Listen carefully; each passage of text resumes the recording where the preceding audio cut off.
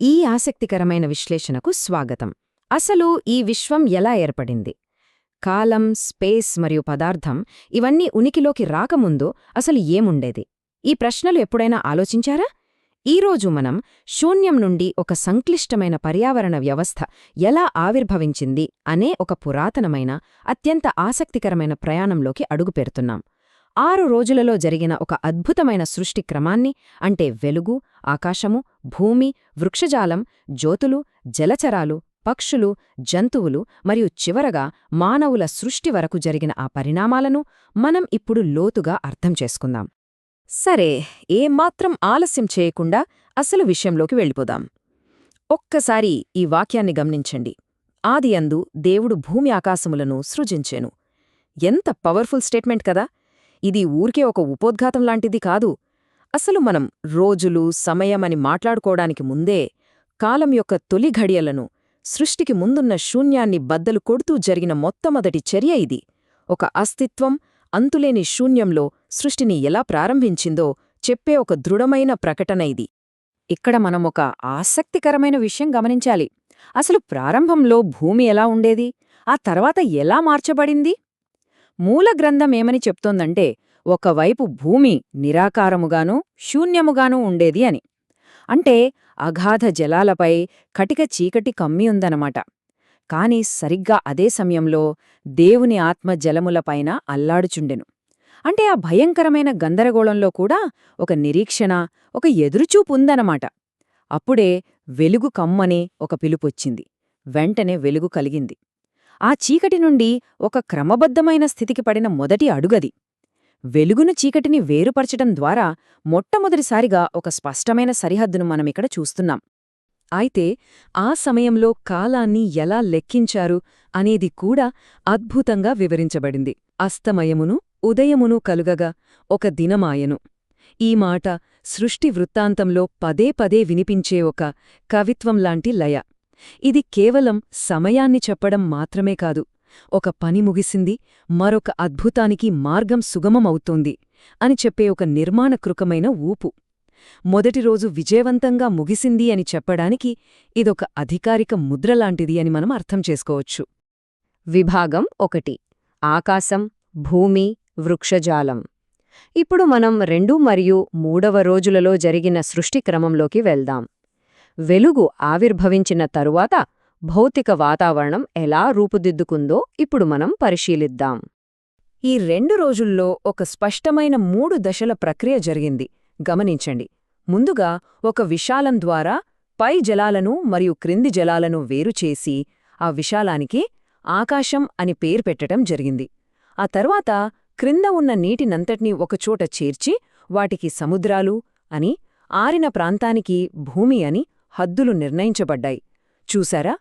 ఈ ఆకారం ఏర్పడిన వెంటనే 3వ దశగా భూమి తనంతట తానుగా జీవాన్ని పుట్టించడం మొదలుపెట్టింది. గడ్డి, విత్తనాలిచ్చే చెట్లు, ఫలవృక్షాలతో మొట్టమొదటి వృక్షజాలం ఆవిర్భవించింది. అప్పటిదాకా నిరాకారంగా ఉన్న భూమికి ఇప్పుడొక పరిపూర్ణమైన ఆకృతి వచ్చేసింది. ఈ సృష్టి వృత్తాంతంలో మనం పదే పదే గమనించవలసిన ఒక వాక్యముంది. అదేంటంటే, ఆ ప్రకారమాయను, అది మంచిదని దేవుడు చూచెను. ప్రతిసారీ ఒక ఆజ్ఞ ఇవ్వబడటం, వెంటనే సృష్టిదానికి విధేయత చూపటం, ఆ జరిగిన పనిని సృష్టికర్త చూసి ఆమోదించడం ఇక్కడ మనం చూడవచ్చు.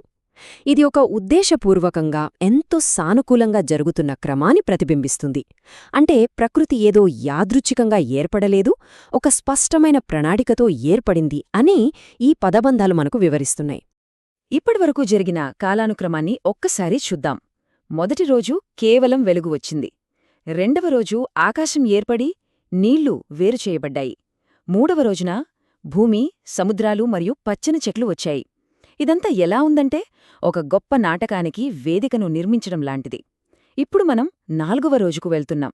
ఇక్కడ ఈ క్రొత్తగా ఏర్పడిన ఆవాసాలకు సరైన నిర్వాహకులు రాబోతున్నారు. 4వ రోజుకు వచ్చేసరికి ఈ క్రొత్తగా ఏర్పడిన ఆకాశంలో 2 గొప్ప జ్యోతులు ఏర్పాటు చేయబడ్డాయి. పగటిని ఏలడానికి పెద్ద జ్యోతి, అంటే సూర్యుడు, రాత్రిని ఏలడానికి చిన్న జ్యోతి, నక్షత్రాలు వచ్చాయి. వీటి ముఖ్య ఉద్దేశ్యం కేవలం వెలుగునివ్వడమే కాదు, వెలుగు, చీకట్లను శాశ్వతంగా వేరుపరచడం. అంతేకాకుండా ఋతువులు, కాలాలు దిన సంవత్సరాలను లెక్కించడానికి ఒక క్యాలెండర్ వ్యవస్థలాగా వీటిని ఏర్పాటు చేశారు. మొదటి రోజున ఏర్పడిన సాధారణ వెలుగుకు ఇప్పుడొక నిర్దిష్టమైన ఆకారం మరియు బాధ్యత ఇవ్వబడింది. విభాగం 2 జలచరాలు, పక్షులు, జంతువులు. 5వ మరియు 6వ రోజులు.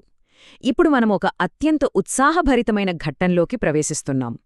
ఇప్పటివరకు ఏర్పడిన నిశ్చలమైన ఆవాసాలు అంటే ఆకాశం, సముద్రాలు, భూమి ఇప్పుడు జీవరాశులతో నిండిపోవడానికి సిద్ధంగా ఉన్నాయి.